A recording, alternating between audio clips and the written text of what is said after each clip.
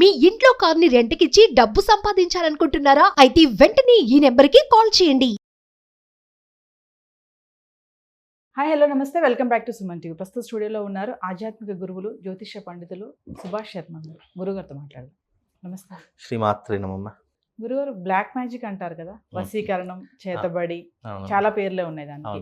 అంటే ఇప్పటికీ ఉన్నాయి అంటారా ఈ చేతబడులు అనేది? అక్కడక్కడ అంటా ఉంటారు కదా, చేతబడి చేశారా నీకు, ఏది చేశారా నీకు అని అంటారు. తప్పకుండా తెలియజేస్తారు. ముందుగా ప్రేక్షకులందరికీ శ్రీమాత్రే నమః, శ్రీ గురుభ్యో నమః. ఆద్యాంతరహితే దేవి ఆదిశక్తి మహేశ్వరి, భయేభ్యస్త్రాహినో దేవి దుర్గే దేవి నమోస్తుతే. బ్లాక్ మ్యాజిక్ అంటే మీరు అన్నట్టుగా దీనికి అనేక రకాల పేర్లు ఉన్నాయి. చేతబడులు అంటారు, బాణామతులు అంటారు, చిల్లంగులు అంటారు, నీ మీద ఏదైనా దుష్ట ప్రయోగం చేశారని పిలుస్తూ ఉంటారు. ఇలా అంటే చెప్పిన మాట వినకపోతే అనేక రకాలైన పేర్లు పెడుతూ ఉంటారు. అయితే నిజానికి బ్లాక్ మ్యాజిక్ అనేటటువంటి అంశము శాస్త్రంలో ఉన్నటువంటి అంశం.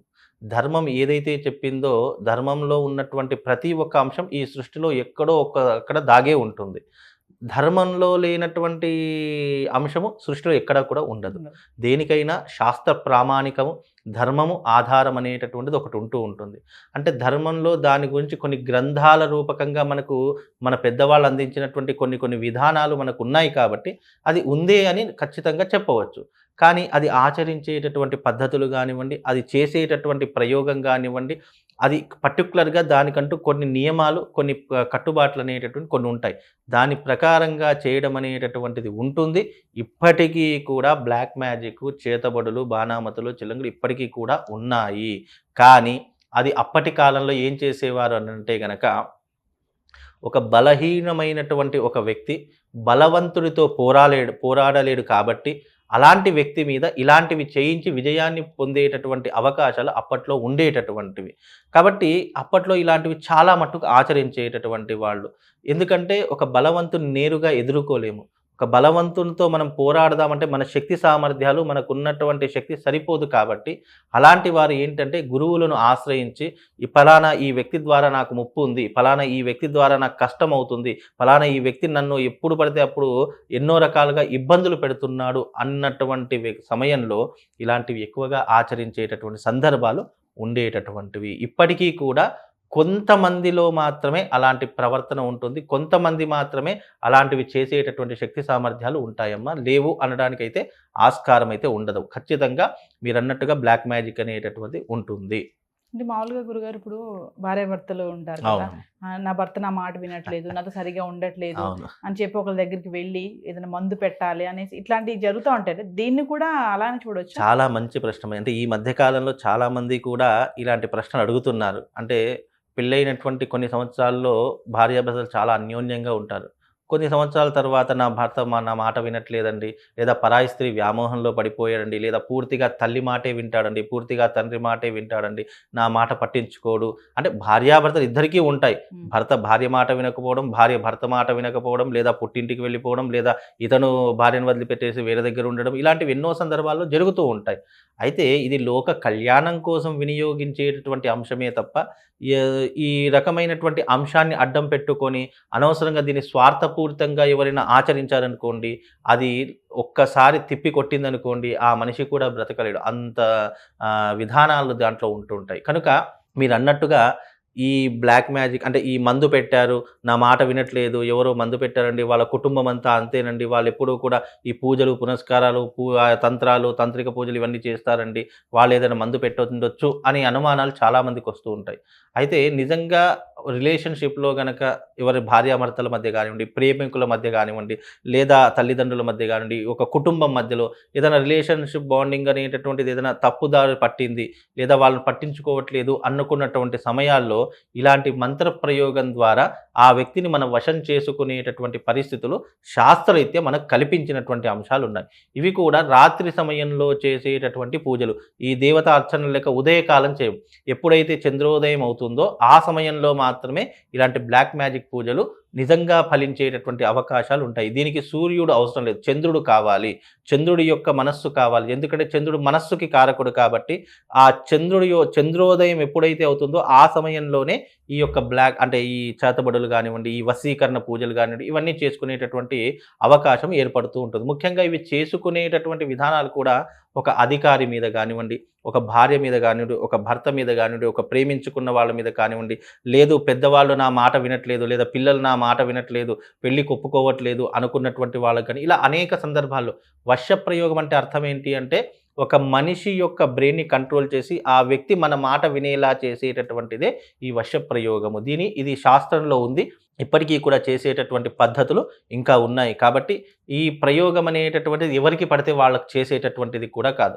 వాళ్ళ కోరికలో ధర్మము, న్యాయము ఏవైతే ఉన్నాయో దాన్ని అనుసరించి చేసేటటువంటిదే ఈ వశప్రయోగము. అంటే ఇది ధర్మం కోసము, మీకు ఎలాంటి ఇబ్బంది జరగకూడదు అని చేసేటటువంటిదే ఈ యొక్క తాంత్రిక విధానంలో వశప్రయోగము తప్ప ఇది ఎవరికి పడితే వాళ్ళకి చేసేటటువంటిది కాదు.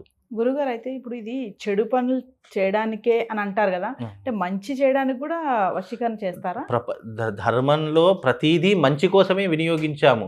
కానీ కొంతమంది స్వార్థపూరితంగా డబ్బుకు ఆశపడి, డబ్బుకు లోబడి దీనిని ఏం చేశారు అని అంటే కనుక చెడు దారిని వీళ్ళు తీసుకొని వెళ్ళిపోయారు. అసలు బ్లాక్ మ్యాజిక్ అనేటటువంటిది చెడ్డ దానికోసం కాదు, మంచి దానికోసం ప్రయత్నించమని ధర్మం చెప్పింది తప్ప, శాస్త్రం ఏదైనా ధర్మ మార్గం గుండా వెళితే నీకు ఏదైనా కూడా మంచి జరుగుతుంది. నువ్వు అధర్మ మార్గం వైపు వెళితే కనుక అది ఎప్పుడో ఒకప్పుడు నిన్ను దెబ్బతీస్తుంది. మీరు అన్నట్టుగా ఈ బ్లాక్ మ్యాజిక్ అది ఏదైతే ఉంటుందో, ఒక వ్యక్తి మన మాట వినడానికే తప్ప, ఒక వ్యక్తి చెడు దారిన వెళ్తున్నాడు, మంచి సత్ప్రవర్తనలో పెట్టాలి, ఒక వ్యక్తి పరాయి స్త్రీ పెళ్ళైన తర్వాత కూడా పరాయి స్త్రీ వ్యామోహంలో పడిపోయాడు, కట్టుకున్న భార్యను పట్టించుకోవట్లేదు అనుకున్నటువంటి సందర్భాల్లో, లేదా ఒక స్త్రీ కానివ్వండి పరాయి పురుషుడి యొక్క వ్యామోహంలో పడిపోయింది, భర్తను పట్టించుకోవట్లేదు, పిల్లల్ని పట్టించుకోవట్లేదు అనుకున్నటువంటి సందర్భాలలో ఈ యొక్క ప్రయోగం అనేటటువంటిది ఒకరి మాట ఒకరు వినడానికి ప్రయత్నపూర్వకంగా చేసేటటువంటి విధానమే తప్ప ఇది చెడు కోసం. నేను అంటే చాలామంది ఏమంటారంటే, గురుగారు నేను ఒక అమ్మాయిని ఇష్టపడుతున్నానండి, ఆ అమ్మాయి నేను చెప్పినట్టు వినాలి, నా దారిలోకి రావాలి, ఆమెను నేను కోరుకుంటున్నాను అని చెప్పి చాలామంది, అంటే వశీకరణ ప్రయోగం అంటే ఆ రకమైనటువంటి వ్యంగ్య బుద్ధితో వెళ్తూ ఉంటారు. వశీకరణ ప్రయోగం అంటే అది కాదు. ఒక భార్యాభర్తల మధ్య రిలేషన్ ప్రాబ్లం ఉన్నా, లేదు ఒక అధికారి నిన్నెప్పుడూ కూడా ఇబ్బంది పెడుతున్నాడు అనుకున్నటువంటి సందర్భాల్లో ఆ అధికారి మిమ్మల్ని మెచ్చుకోవాలన్నా, మిమ్మల్ని ఇష్టపడాలన్నా అలాంటి ప్రయత్నపూర్వకంగా చేసుకునేటటువంటిది. వశప్రయోగంలో చాలా వశీకరణ ఉంటాయి. ధన వశీకరణ ఉంటుంది, జన వశీకరణ ఉంటుంది, అలాగే ఈ యొక్క ఉద్యోగ వశీకరణ ఉంటుంది. ఇలా మనం అనుకున్నటువంటిది ఏ ప్రయత్నమైనా దానికి అనేక వశీకరణ ప్రయోగ 365 వశీకరణ ప్రయోగాలు మనకు ఉన్నాయి. కేవలం వశీకరణ ప్రయోగం స్త్రీ వశీకరణను, పురుష వశీకరణను కాదు. వశీకరణ అనేటటువంటిది మనం ఇష్టమైనటువంటిది కోరిక ఏదైతే నెరవేర్చుకోవాలని అనుకుంటున్నామో దానికి వశీకరణ ప్రయోగం అనేటటువంటిది ఉంటుంది. ఇప్పటికీ కూడా అది అనుసంధానంలో ఉందమ్మా. అంటే దీన్ని హిప్నోటైజ్ అంటారు కదండి, అది ఇది ఒకటేనా? హిప్నటైజ్ వేరే. హిప్నటైజ్ అంటే అర్థం ఏంటి అంటే మనిషిలో ఉన్నటువంటి నిజాన్ని రాబట్టడానికి. ఈ హిప్నటైజ్ ఏంటి అంటే కనుక మనిషి మన మాట వినడానికి, మనల్ని దగ్గరగా చేసుకోవడానికి, భర్తను ప్రేమగా చూసుకోవడానికి, భార్యను ప్రేమగా చూసుకోవడానికి, ఒక కుటుంబం కలిసి ఉండడానికి చేసేటటువంటి ప్రయత్నం వశీకరణ ప్రయోగం. ఇది మంచి కోసమే తప్ప చెడు కోసం అనేటటువంటిది వినియోగించుకోకూడదు.